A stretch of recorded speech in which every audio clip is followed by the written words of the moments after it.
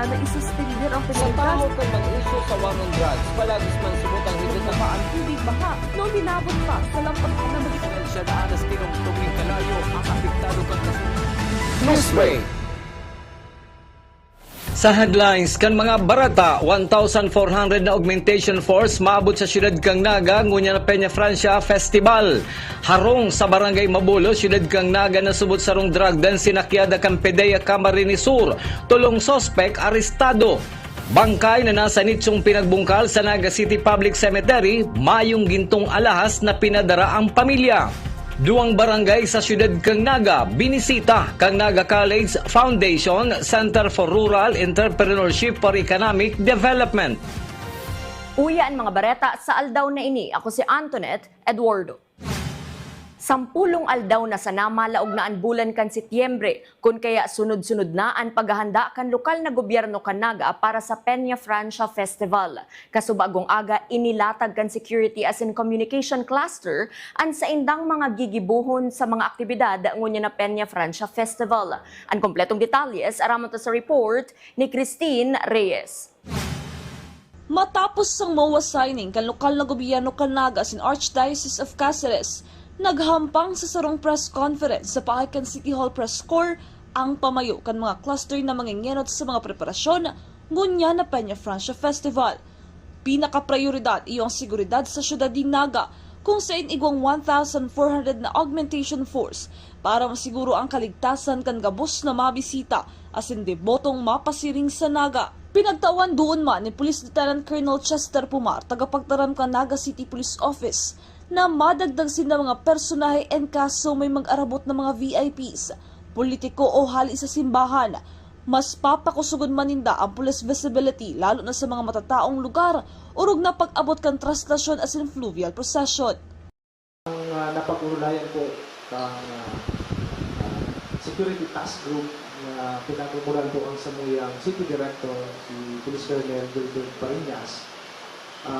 Meron po kami requirement na nasa 2,154. So, yan po, bako po yung fix, no? Kung may mga VIPs kitang makarapit pa. So, per VIP, merong security package kayo sila. So, ang available personnel po natin ay nasa 786. So, yung tira po noon, yun yung i-request natin na augmentation. So as of now, meron pong 1,433 na ibibigay ang aming higher office, particularly the Camp Ola po, from Camp Ola. So by September 11, magkakaroon po ng send-off ceremony para dalhin na po dito yung mga augmentation natin na makakatulong ngayong Peña. Sinaro sa Romal Public Safety Office Executive Director Rene Gumba ang mga bagay na kaipuhan nidang iprioridad gunya na taon inibase sa mga nai-report na krimen ka nakaaging Peña Francia Festival. Kabalidigdi ang insidente ng salisi sa mga matataong lugar o maski mismo sa loob kang simbahan. Sa presensya kan pulis as in 911 hotline, gusto nindang mabawasan ang mga krimen na arog kaini. So sa security, si operation ta laban sa criminality, itong ma-prevent itong mga salisi, si mga paraabon, si mga nag-iiriba sa prosesyon na nabibiktima. So we will have to do something about that and hopefully minimize or eradicate such incidents. Plano ming i-involve din, i-suporta sa mga taga-barangay, sa itong mga tanod, pati sa itong mga volunteer communications group to assist the PNP, the security group. Taigwa na sila katong 5 minutes ito sa 5 minutes response time. Maibato na lang sa communication na pag may kaipuhan na assistance o kaipuhan na respondihan. So we hope such setup will be able to help us minimize ining mga incident ini, yung pananalisin, yung panghabon. Taba kung maray na imahin para sa satuya, lalo na kung mga bisita ang invento. Padagos sa pagplano kan man iba-ibang cluster sa mga dapat gibuhon ngunya na Peña Francia Festival para masiguro na magkakaigwaning matuninong asin magayon na Peña Francia Festival ngunya na taon. Para sa Janan TV 48 Naga, Cristina Alcanzo Reyes, Newsbreak. Mientras tanto, dakulang tabang subuot kun igwang CCTV camera sa laog kan mga simbahan para mabisto tulos ang mga sospek sa insidente nin sa Lisi. Kung pwede subot magkaigwan in public address system na mapatanid kada 30 minutos sa publiko na bantayan ang sa indang mga gamit. Iniman ang naging suwestyon ni Police Lieutenant Colonel Chester Pumar ka Naga City Police Office. Idinagdag pa kaini na ang mga sospek sa pagsasalisi ang bako man mga taga-syudad ni Naga. Sa church po, sir, baka kayang i-build up yung installation of CCTVs. May mga na-observe kami na mga nawalan ng gamit sa loob mismo ng church. Pero yung mga perpetrators natin ay mga dahil naman. May scheme tayong nakikita, parang usually ginagawa kasi crowded. So, ang isa sa nakikita namin kung possible solution is yung every 30 minutes, pwede baka kaya namin mag-remind na tingnan yung gamit o kapain. Sa iba pang bareta, caretaker Naga City Public Cemetery may paglilinaw sa nagluwas na mga bareta matapos na sarong pansyong o nitso ang sa indang madiskubre na pinagbungkal. Ang detalye sa Aramonta sa report ni Melvin Machado. Napakarahinakang pamilya ang nitso kang bangkay na nilubong sa Naga City Public Cemetery alagad binungkal kang day panabibistong mga sospek. Agosto 18 aldaw na Lunes kamadiskubre ni Cristina Budoy, caretaker kang Naga City Public Cemetery, ang sarong nitso na binungkal kang siya nagkukondusir nin pagrekorida sa laogang Camposanto. Tulos subot niyang inapudan ang pamilya kang nakalubong sa nitso asin pinag-report man sa Naga City Police Station No. 2. Susog sa iya, naraot subuot ang inutan kang nitso alagad daeman na iluwas ang kabaong asin mayong anuman na alahas o hikaw ang nawara o kinuha sa bangkay. Pinagkumpirmar ni Budoy sa GNN TV48 Naga News Team na peke ang hikaw na sulod kang bangkay sabi kang pamilya kaini. Naglalao man ang caretaker na si Cristina Budoy na dain na mautro ang nasaming insidente sa loob kang Naga City Public Cemetery. Sa aldaw po kang Lunes, August 18, 2025, so nahiling po in area na iniyo dahil kami po nagre-review and nagro-rubing para po sa, syempre, documentation kan sa mga nalubong na around 4:30 PM po ning hapon. So, nailubong po siya last August 15, so Friday, ning alas 9 ning aga, tig palubong and ini po from, from Upper Town Barangay. So, tig mi po siya, tig apod mitulos sa family. Ang init ko pong naisip is mapaaraman ng pamilya. Although nagluluksa pa po sindakang aldaw na ito, kaya lang, si worries ko po kaya na pag ma-discover ning danaday pa po hali sa opisina ang report, paano na lang po ang reaksyon ng iyan? So, mas dubling kulog and ang burden din sa muya bilang sa kuya po na in charge. So yan po, nahiling mi po bungkal na si front niya, pero day man po inubo si hollow blocks. So sa pinakababang part, day man siya tanggal. So day man po nailungas ang kabaong, and para po din sa karaman kang gabos, mayo po pinadarang mga alahas na yun nga si allegedly nare-report mo niyan na iyo da si nagpukaw sa attention kang mga viewers dahil kalaning da tunay na alahas ang yaon. So ang part po na nabukasan sa nicho is so pamitisan po. Araw po baga paghuhulid kang aki, ang init po baga payo. So ang nasa hurian na part, ang binaratan po is pamitisan. So may po duman ako ang earrings. Ano po? Si earrings man po na sinasabi katong relatives kang gadan, fancy po siya, fake. So dahil siya gold. Yan po, pinapabulaanan nilang po itong nagluwas nga ng rumors na ginto da nawara, and mayo pong nawara. Ano po? After mo na-check si area, tigdo man po ang police station 2. So naghahagad man nga po akong pasensya sa barangay outpost kang Concepcion Pequeña kasi dahil po sinda inot na blateran. Kasi ang po kang pamilya gusto niya akong idiretso na sa PNP na po, to blatter. Nga ni incident, and sana po dahil na ni mautro. Dahil mi na siguro dahil na kaya siya ka-respeto bilang nakahimlay na nga ni inilubong na po dahil igwa na nga ni po ning malulubungan and gusto na magpahinga lupang gadan. So ang ini-expect ni po sana is dahil na siya mabungkal pa o mapakiaraman pa. Kasi igdi po nga ni iyan inilubong sa satuyang public cemetery dahil mayo man nga ni kakayahan na mayo man silang yung wastong yaman na sa private po. Data man siya sinasabing mayong-mayo, pero at least, ang inahagad po kaya ning is itong, syempre sa practical na paagi, makaigwanin, marinang nalubungan, dahil man kay puan pagarbuhan po baga. Tubod man si Budoy na posibleng tinuyong rauton ang nitso kaini para sa posibleng alahas, huli tamatulong aldaw palang kanini inilubong. Possible po siya ma'am kasi pirino pa nga ni si pagkakapasakan kasi bago lang po ito almost 2 days na nailubong si Gadan and nangyari siya 18 so 18 na halos magti 3 days pa lang kaya Para sa GNN TV 48 Naga, Melvin Machado, Newsbreak.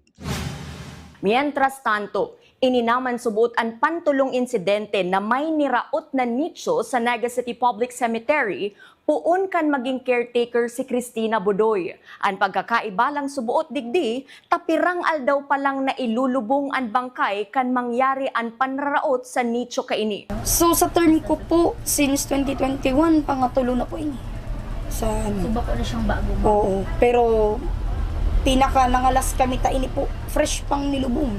So makusugon man ang buot niya na pasaon ang lubungan. Si mga first encounter mi po is may 4 years nang nakalubong, may haloy na nga ni po, bigwang mga 8 years na arkayan. So iyan po si ano mi na experience mi. Padagos sa mga bareta, 900 na residente kan Minalaba, Camarines Sur na may partially damaged na harong kan nakaaging bagyong Christine ang nakaresibi nin 5,032 pesos hali sa Department of Social Welfare and Development Office sa irarom kan emergency cash transfer.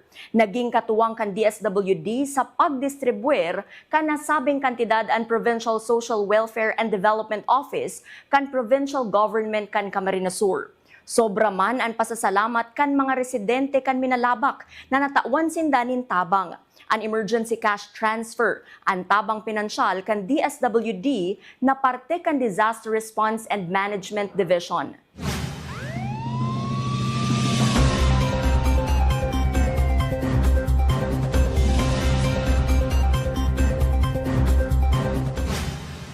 Sa police report, nadagdagan na naman ang bilang kan mga naarestong persona na imbuelto sa illegal na droga digdi sa syudad ni Naga. Kasudma tulong persona ang naaresto sa duwang magkasuway na anti-illegal drug by bust operation. Ang kompletong detalles aramon ta sa report ni Cristina Valenzuela. 7 gramo nin subuot shabu na may standard drug price na 47,600 pesos ang nakumpiskar kang Naga City Police Office sa duwang magkasuway na drug by bus operation na pinagkondusir kasuudma kang Police Station 4 asin Police Station 6 sa Zone 5 Quirino Street, Villa Corazon del Rosario asin Zone 4 Sitio Caromatig, Carolina, Naga City. Sa Police Station number 6, arestado si alias Choi, 48 anyos, residente kang Barangay del Rosario, Ciudad ni Naga, asin alias Princess, 28 anyos na taga-Bula, Camarines Sur. Sa Police Station number 4 man, nakakustody si alias Marvin, 27 anyos, residente kang Panikwason, Naga City.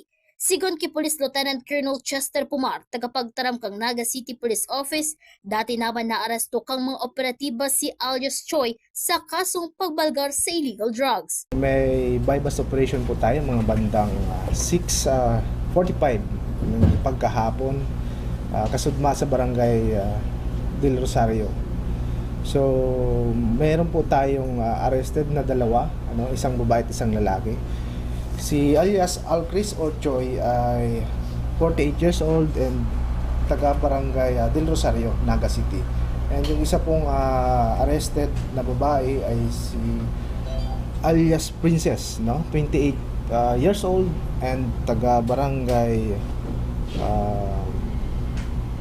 Pulpog, Barangay Pulpog, Bula, Camarines Sur. So nakuhanan po ini total of 3 suspected sachets of illegal drugs and estimated amount of nasa 3,000, Ito, by the way, itong si Alcris or Choi ay may previously record na arrested din for the illegal drugs. Meron pong pangalawang buy-bust operation na ginawa ang Naga City Police Office kahapon, August 19.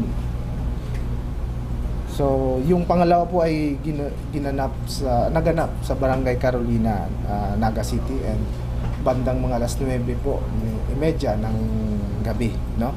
So, nahaaresto po ining si alias Marwin, 27 years old, and taga Barangay Panikwason, Naga City. Nakuha po ito ng Porsche Chase na suspected siya. Ang mga illegal na droga na nakumpiskar kasuod ba kang operatiba kang Naga City Police Office sa tulong suspect ang pinagdara na sa crime laboratory kang Camarines Sur Police Provincial Office, sabi ni Police Lieutenant Colonel Chester Pumar.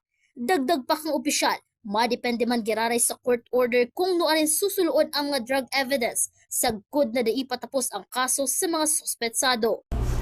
Lahat po ng confiscated na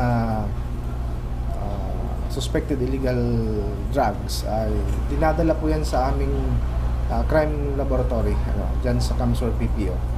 So sila po ang may kustodiya niyan kasi kailangan nilang i-test dyan lahat para sila rin yung nagbibigay ng official na bigat or yung kilo nung suspected shabu, at doon din binabase yung I think may effect siya sa kung available or not.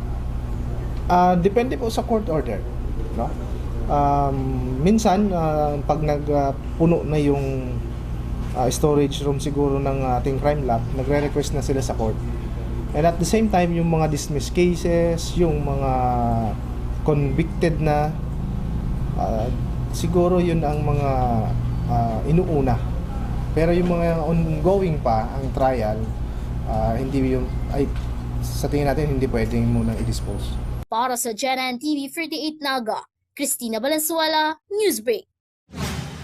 Sa iba pang police report, harong na kinokonsiderar na drug den sa Barangay Mabolo, Syudad ni Naga, si Nakyada Canpidea Camarines Sur, tulong sospek, arestado. Ang detalles, aramon ta sa report ni Cristina Valenzuela. Sa Zone 6 Barangay Mabolo, Naga City, sinakyada man kasuudma kang mga operatiba kang PDEA Camarines Sur ang harong ni alias Melvin na ginigibo subuot na drug den kang suspect. Sigon kay Investigative Agent 5 Adrian Fajardo, Provincial Officer kang PDEA Camarines Sur, isinumbong subuot ini kang mga residentes sa barangay. Sa pakikipagtamangat kang Barangay Council kang Mabolo sa PDEA Camarines Sur, nagkondusir ng anti-illegal drug bypass operation ang PDEA Camarines Sur, asin na aktuhan kang mga operatiba na nagagamit subuot nin illegal na droga sinda alias Melvin, alias Raymond, asin alias John Anthony, na nagresulta inikan sa indang pagkakaaresto. Nakumpiskar man sa inda ang 12 may kabangang gramo nin subuot shabu na may standard drug price na 85,000 pesos, mga drug paraphernalia, asin 8 pidaso nin 500 pesos na budol money.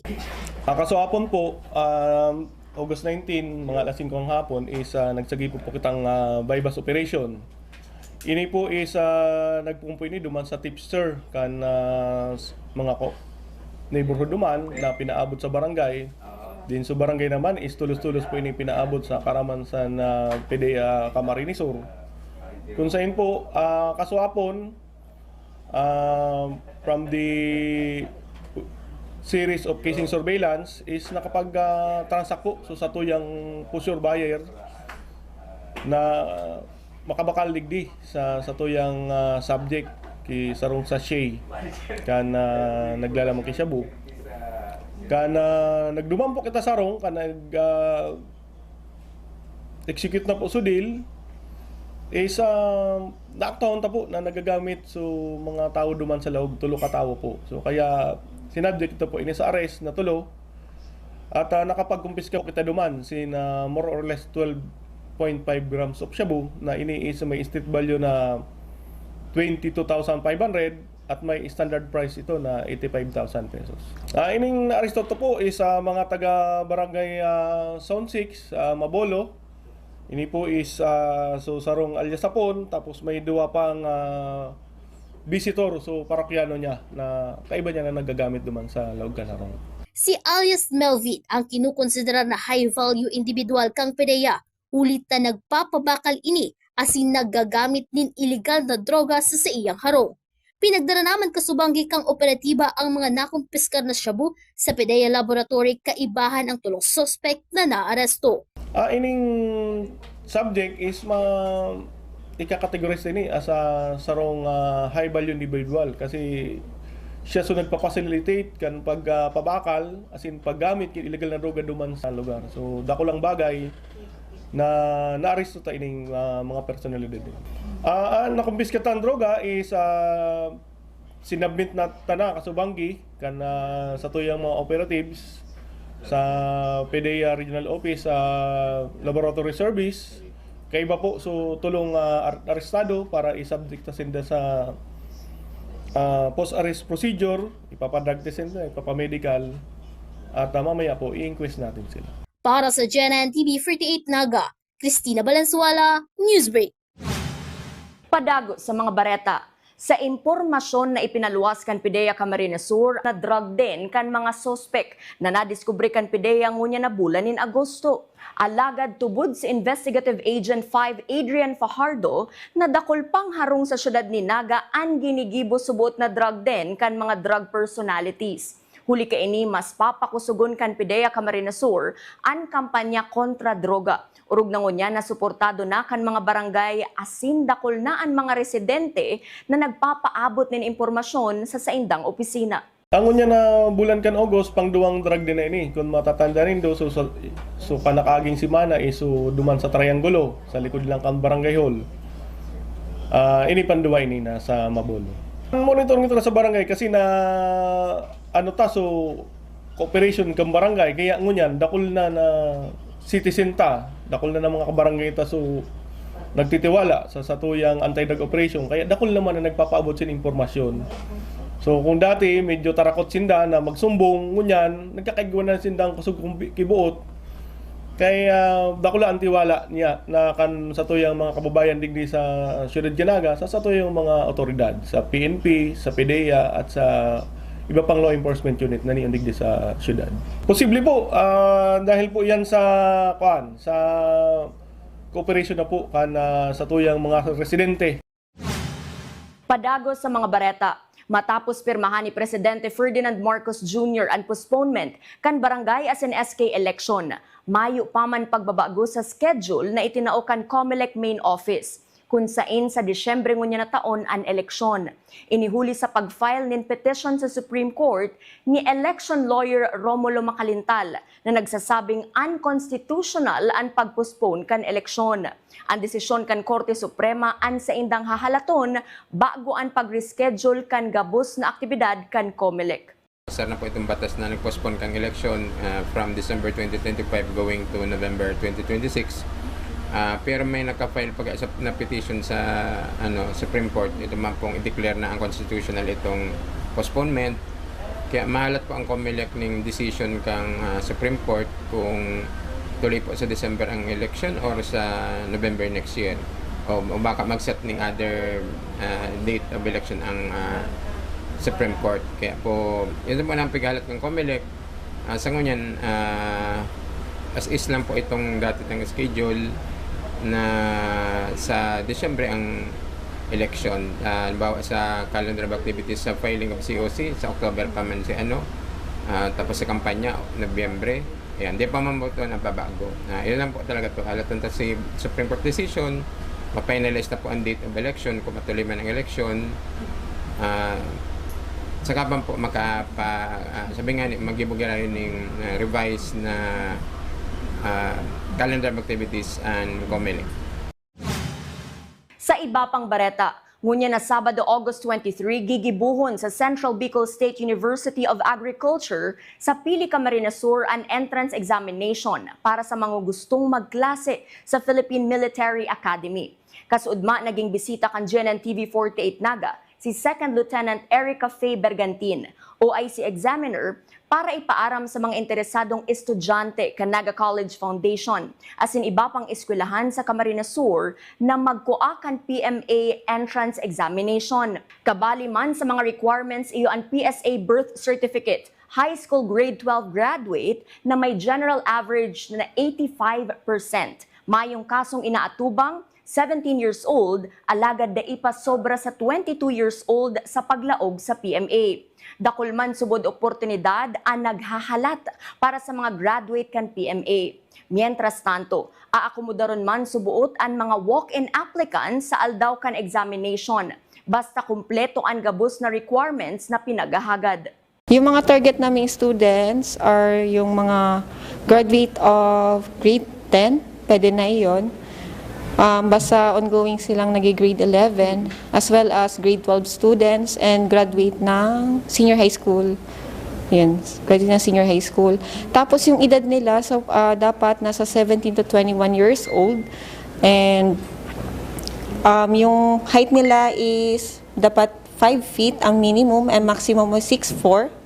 And then, mga cases ba, ganon. So, walang anak, hindi sila married, no tattoos, tapos wala dapat silang mga sobrang daliri or mga deformities.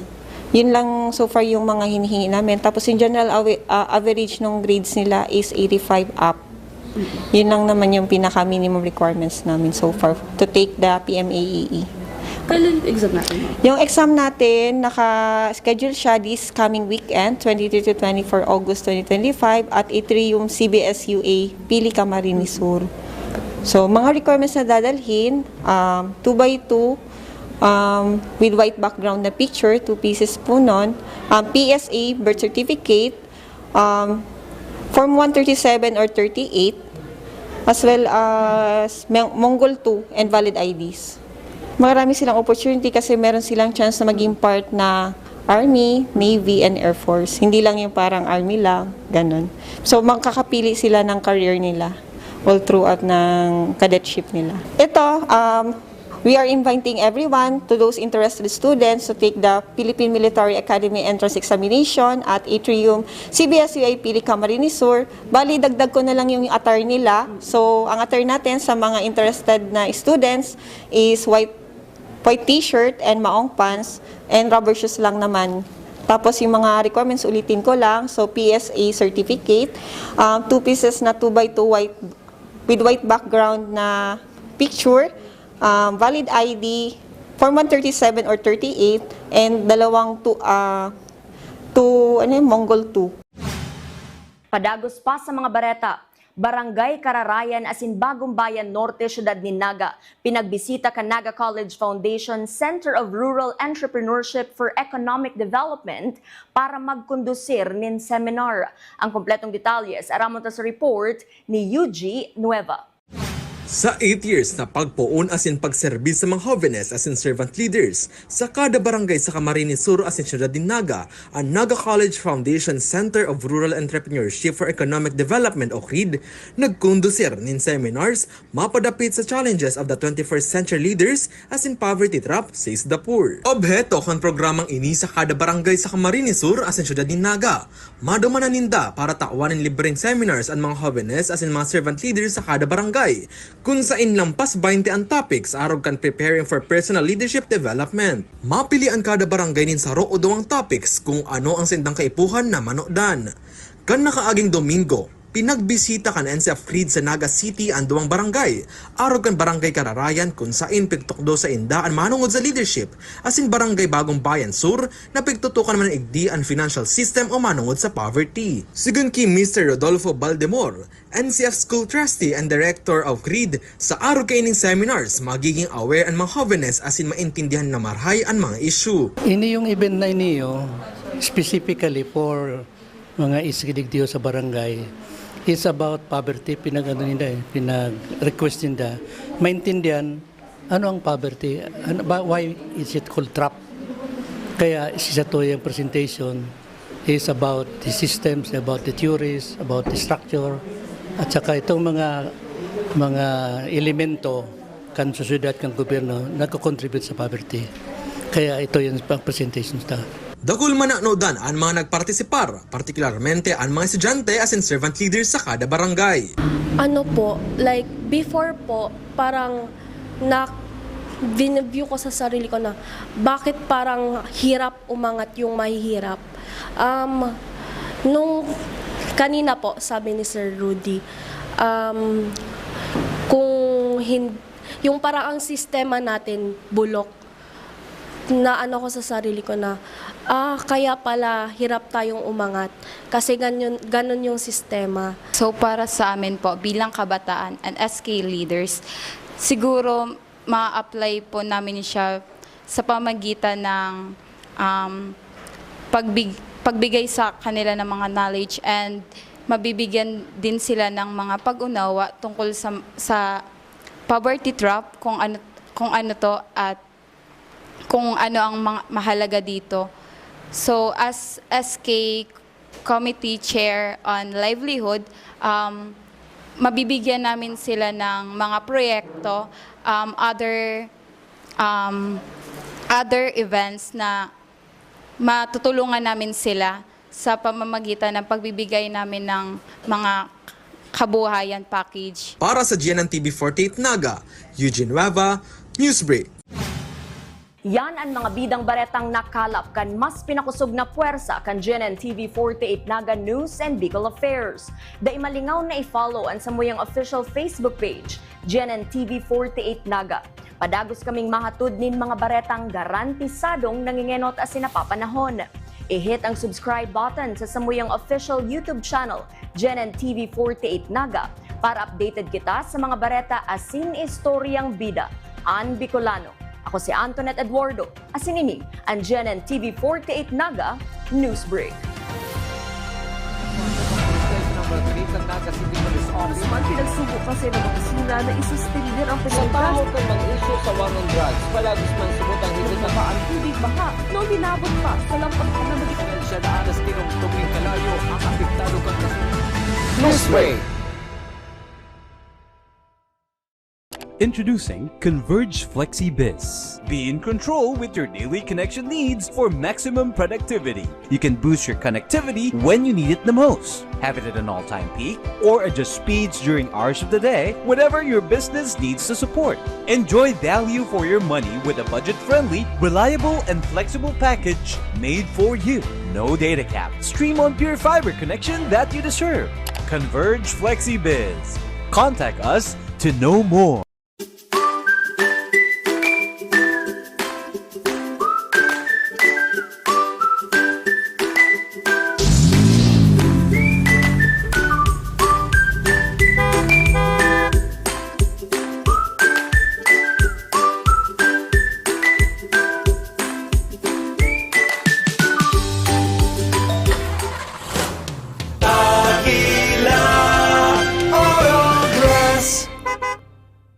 May problema ka ba sa iyong paningin? May sagot tayo dyan. Naga Optical Clinic with modern apparatus, computerized eye refraction, wide variety of latest fashionable frames, special and custom lenses, contact lenses, at mga sunglasses sa abot kayang halaga. Naga Optical Clinic, complete optical laboratory, eyeglasses made while you wait. Naga Optical Clinic. Ano man ang pangarap mo, matutupad yan dito sa NCF. College of Computer Studies, College of Arts and Sciences, College of Teacher Education, College of Accountancy and Finance, College of Business and Management, College of Engineering,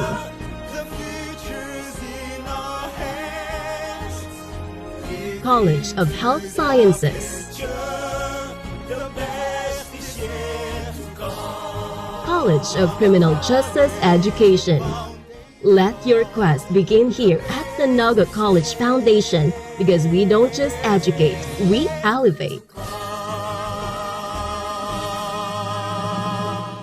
Experience NCF high-quality education and be part of the community of champions. Be a Tiger now. Leap into the future.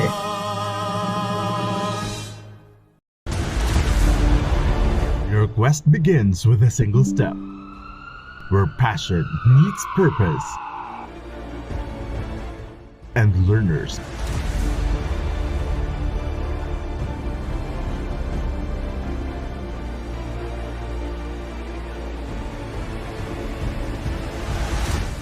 become leaders.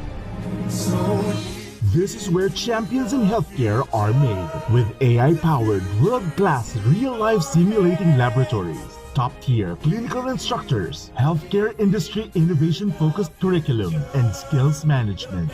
The Naga College Foundation College of Health Sciences is your premier choice in excellent healthcare education.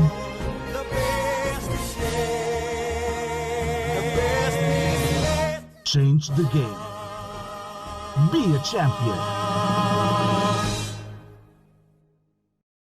From dreams to strategy. From passion to profession. What can you be with a marketing degree?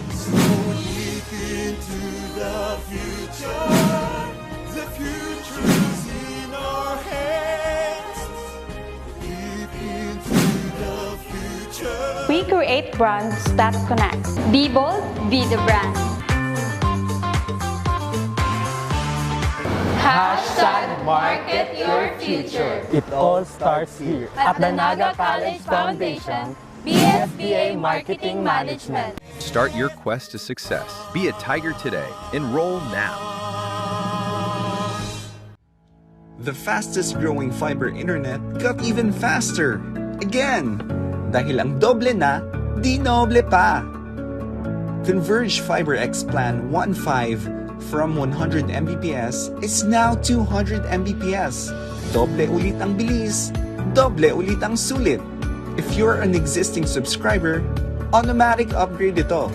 And if you want to make it permanent, just agree to our new terms and conditions. As simple as that, no new, absolutely free. New Converge Fiber X Plan 1.5. Ba! At the heart of every dreamer lies the future of limitless possibilities. At Naga College Foundation, we understand the journey. With proper guidance, inclusive community, and state-of-the-art facilities, your dreams can become a reality. We are a training ground for future innovators, where quality education continues to thrive and service meets excellence. We develop students far more than ever. We equip them with the right skills and attitude to leap into a future of limitless possibilities. Your future is waiting. All you have to do is to begin. Meet your future self and choose NCF.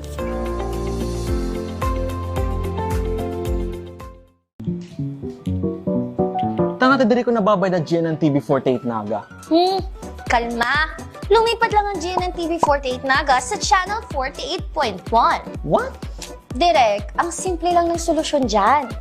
Kunin ang remote, pumunta sa settings, at hanapin at pindutin ang scan at hintayin. Then, boom! Balik na si GNN sa Channel 48 mo. Para sa mga balitang nanguna at napapanahon, At sa mga programang suwak sa panlasa mo.